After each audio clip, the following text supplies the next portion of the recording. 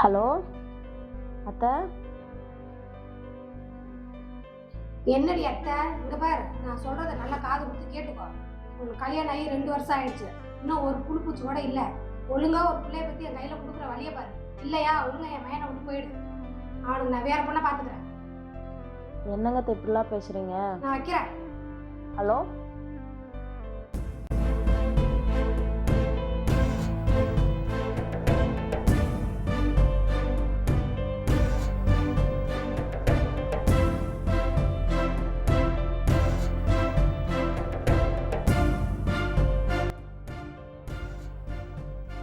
என்ன ஒரே சோகமா இருக்க? இல்லைங்க, உங்க அம்மா கால் பண்ணியிருந்தாங்க.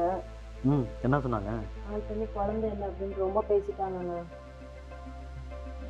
ரொம்ப வருத்தமா இருக்கு. அவங்க அந்த மாதிரிலாம் பேசுவாங்கன்னு எதிர்பார்க்கல.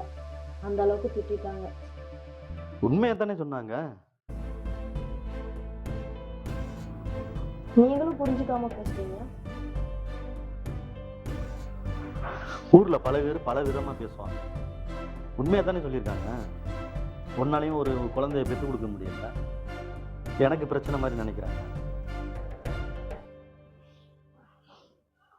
நீங்களே இப்படி பேசினா சொல்லுங்க. முதல்ல குழந்தைக்கு வழியா பாரு.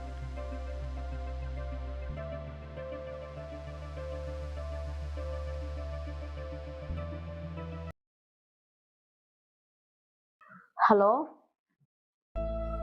எங்கடா இருக்க? இங்கே ஆஃபீஸில் தான் இருக்கேன். நீ வீட்டு வரைக்கும் கொஞ்சம் வந்துட்டு போறியாடா? என்ன விஷயம்? வா, வந்து சொல்றேன். சரி வரேன். இது ஓகே, கொஞ்சம் ஃபாஸ்டா வா. சரி.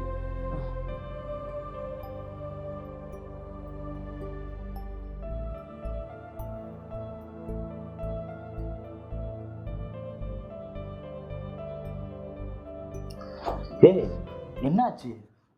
கால் பண்ணி சீக்கிரமான்னு சொன்ன. என்ன ப்ராப்ளம்? இல்லடா, உனக்கே தெரியும் தானே எனக்கு 2 வருஷமா குழந்தை இல்லைன்ட்டு. ஆமாம்.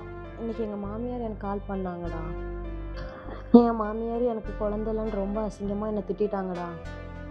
அதான் எனக்கு கஷ்டமாக போச்சு. சரி, அவங்க தான் புரிஞ்சிக்கல அப்படின்ட்டு என் ஹஸ்பண்ட்கிட்ட இதை சொன்னால் அவரும் புரிஞ்சிக்கவே இல்லை.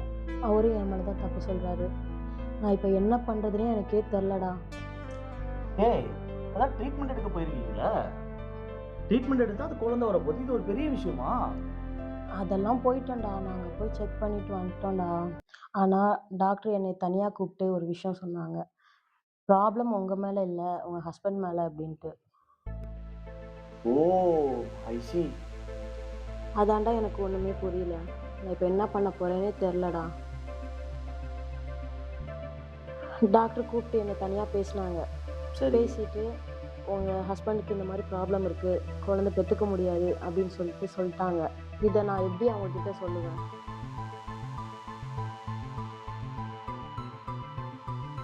இதை புரிஞ்சுக்காம அவங்க ஃபேமிலியும் என்னை ரொம்ப திட்டாங்கடா.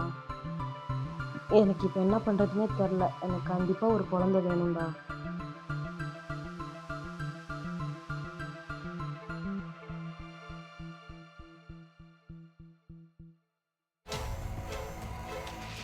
சரி, அதுக்காக ஃபீல் பண்ணாத, விடு.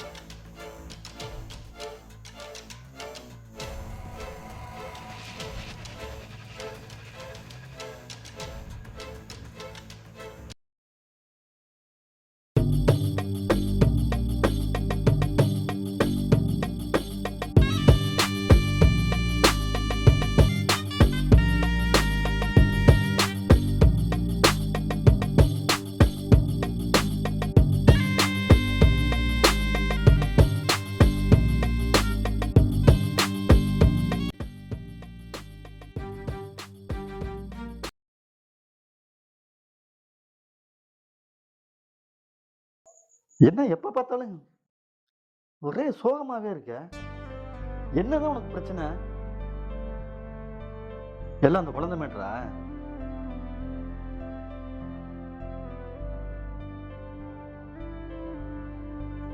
இப்படியே உம்முன்னு இருந்தா குடும்பம் விளங்குமா? ஒவ்வொரு இடத்துக்கு போகும்போது வரும்போது சிரிச்ச முகத்தோட இருக்கணும். ஒரு ஆம்பளைக்கு எவ்வளவு பிரச்சனை இருக்குன்னு தெரியுமா? ஒரு ஆம்பளை போகும்போது வரும்போது சிரிச்ச முகத்தோட இருக்கணும். உன்னை பார்த்தாவே சங்கடமா இருக்கு. சீ.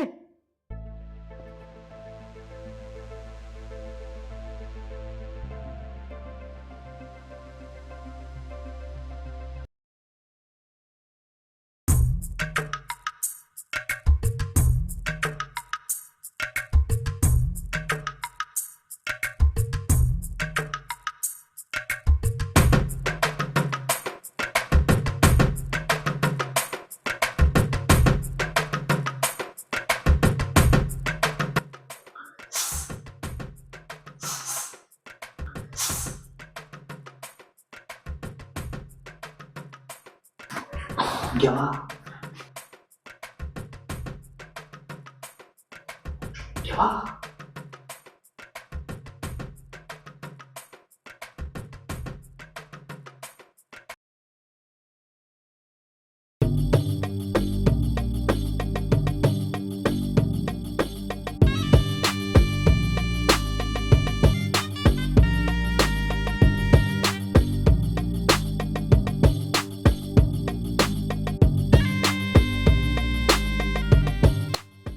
எதுக்குடா அந்த டைம்ல வர? அதான் வந்துட்டேன்ல. நான் இத்தனை தடவை சொல்லியிருக்கேன், ஒர்க்குக்கு போன பிறகு வா அப்படின்ட்டு. காலையில வா, நைட்டு வராதுன்ட்டு. நீ பாட்டுக்கு வந்துட்டு போற. சரி அதை விடு. ம். இன்னைக்கு சண்டை கண்டை ஏதாவது போட்டானா? அப்படி எதுவும் போடல. சரி இப்போ வந்துட்டேன், இப்போ என்ன பண்றது? சரி வா.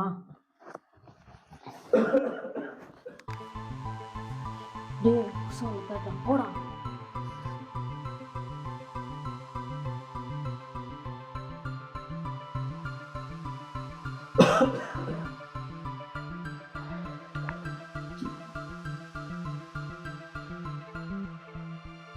என்னடி இந்த நேரத்துல என்ன பண்ற?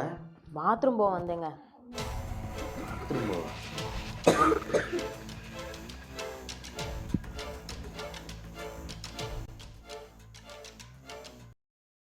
என்னங்க, ம். நாளைக்கு நம்ம குழந்தை பிறக்கிறதுக்காண்டி ட்ரீட்மெண்ட் பண்ண போறோம். என்ன சொல்ற? ஆமாங்க, ஹாஸ்பிட்டல்ல போயிட்டு செக் பண்ணிட்டு ம். நம்ம 2 பேரும் ஒண்ணா இல்லாமலே குழந்தை பெற்றுக்கலாமா? அப்படியா? ஐயோ, அப்ப நமக்கு வம்சம் வந்துருச்சு. அடடடா, என் செல்ல குட்டி.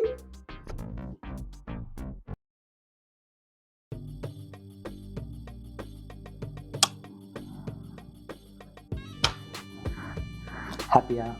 ரொம்ப ஹாப்பியா இருக்கேன். ம். சந்தோஷமா? ரொம்ப ரொம்ப. ம். நேற்று தான் என் ஹஸ்பண்ட் கிட்ட சொன்னேன், நமக்கு குழந்தை வரது போகுது அப்படின்ட்டு. என் மாமியார்கிட்டே நான் சொல்லிட்டேன். அவங்களாம் ரொம்ப ஹாப்பியாக இருக்காங்க. இதை விட எனக்கு என்ன வேணும் சொல்லுங்க. உன் ஹாப்பி தான் என் ஹாப்பி, உன் சந்தோஷம் தான் என் சந்தோஷம். இதுக்கப்புறம் நம்ம சந்தோஷமா இருப்போம்.